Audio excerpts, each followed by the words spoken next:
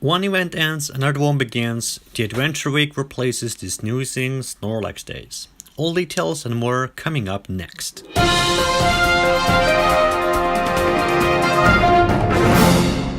But before we start with the real shit, let's quickly look back at the Pokemon press conference that was held several days ago, and where they announced a lot of stuff, including that they want to focus more on sleep.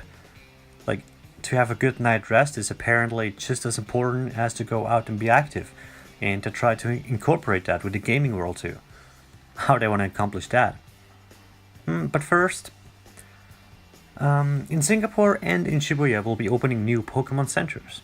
In case you didn't know them, they are Pokemon themed stores where you can buy plush toys, figures, and tons of other merchandise.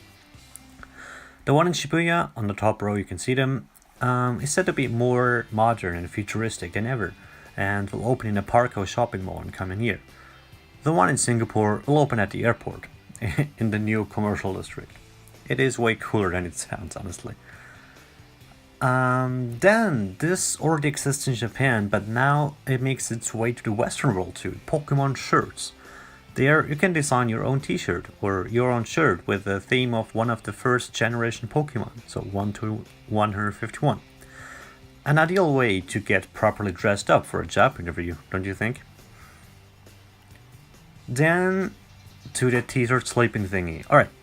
Pokemon Sleep seems to be an application that would collect your sleeping data and send it to your smartphone.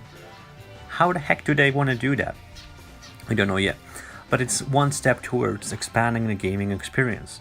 So is the new Pokemon Go Plus Plus, which functions like a Pokemon Go Plus we know, but additionally it does something in sleep too. Maybe tracking the kilometers one sleeps? Making sense? Oh, okay. Now, you're supposed to maybe get candies too with your body while you sleep or something. It really seems to be interacting with the Pokemon too. With Pokemon Go, I mean. But now, completely non-related to the sleep thing, they also introduced Pokemon Home. For those who played the DS games, they probably know what the Pokemon Bank is. It lets you transfer and store your Pokemon in a cloud server, so you can easily transfer them from one DS game to another, as well as restart your game without fearing to lose your Pokemon. This feature will now expand to the Nintendo Switch games and Pokemon Go too. Pokemon can now be transferred to the server, but I believe only move towards Sword and Shield and not backwards. This is not 100% confirmed yet, but it seems to be this way.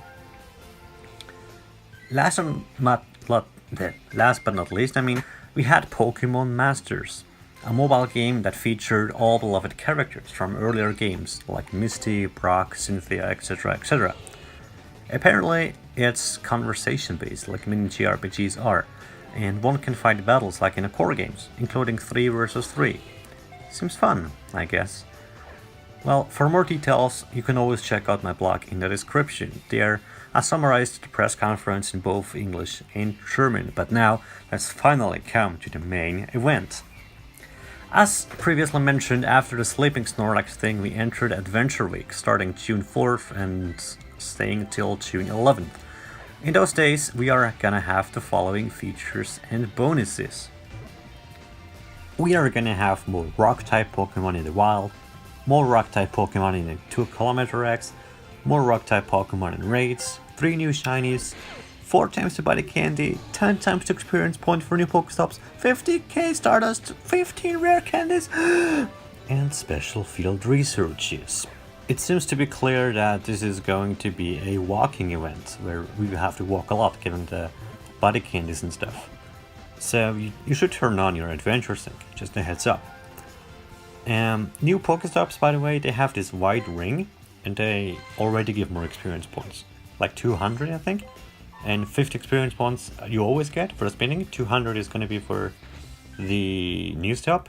Then you're going to get 10 times that. So 10 times 200 is 2000 plus 50. So you should get 2050 experience points just to spin your Pokestop. So again, you should be walking around a lot and you should try out new cities. The 50,000 Stardust I mentioned and the 15 rare candies, you should only get if you walk in this week more than 50 kilometers. they are going to be rewarded at the weekly rewards every Monday 9 a.m. if you walked more than 50 kilometers. I'm not sure what happens if you will walk less, like 25 or just a 5. Maybe you get still some bonuses, but it doesn't specify, and I think not.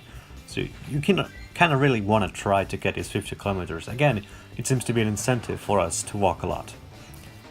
Yeah, there's these special researches too. We don't know yet what they are going to be, but they're likely going to be, catch this and this much rock type Pokemon, walk this and this much kilometers, etc., etc. So get your hiking shoes ready and go out, because the following wild Pokemon are waiting to be caught: Geodude, then Rhyhorn, Omanite, Aron, Lileep, and Enerate. Those are just 2 examples were mentioned by Niantic. Of course, there's gonna be many more. Hatching from 2 km X, we are having Onix, Larvitar, now that's amazing, Lileep, Anorith, and Shieldon, which is amazing too. I'm kinda not sure why they included Shieldon there, but not Cranidas, which is way more rare and would be much nicer to get. I'm not complaining about Shieldon, not at all. Both are great Pokemon to get from their 2 km X, by the way. But yeah, it would have been nice to get a Cranidas too. Well, maybe it's a part of the researches, we don't know. But maybe you noticed the 3 Pokemon that are in shiny in these graphics. I only marked the new shinies, so that being Lileep, Anorith, and Onix. Especially Onix is a pretty cool shiny, believe me. So yeah, don't waste another minute.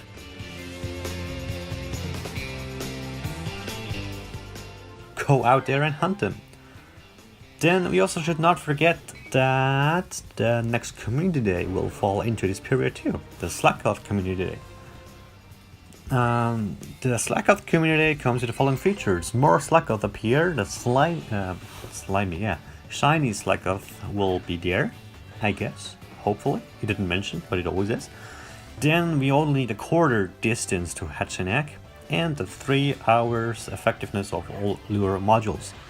Now those include the blue one, the red one, the green one, and the magnet one, the black one too. So all of them.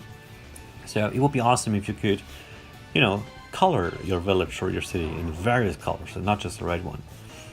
It would be awesome.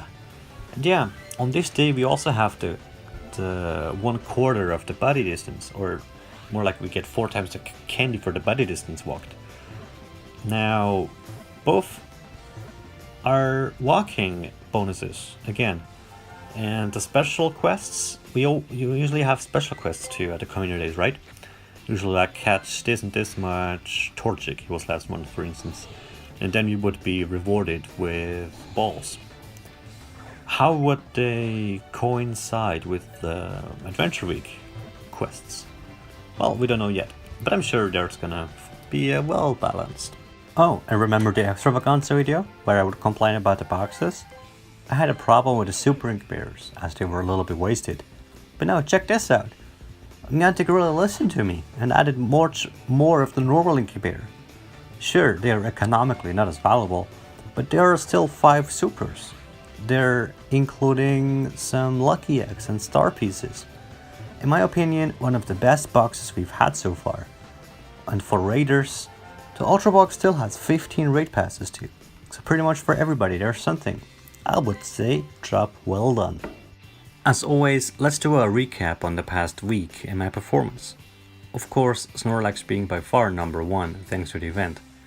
Since it was the only Pokemon features in that event though, the others were pretty boring, topped by Numel and Gulpin. Are those the standard encounters in your region too? Because they are in Japan, and I'm curious. Unfortunately, I didn't do as many quests, but here are the encounters to him. Absol still being left over from the raid week, and the rest is pretty straightforward, I would say.